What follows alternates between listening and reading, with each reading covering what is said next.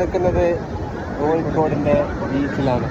കോഴിക്കോടിൻ്റെ ബീച്ച് അതിമനോഹരമായ വൈകിട്ട് വൈബ് ഒരു പ്രത്യേക വൈബാണ്.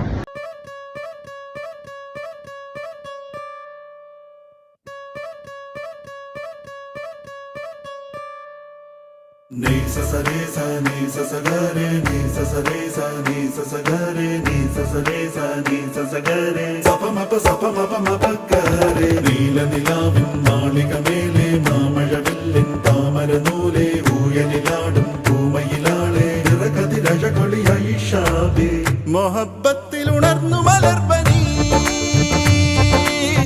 മുഹമ്മദ് റസൂൽ വരും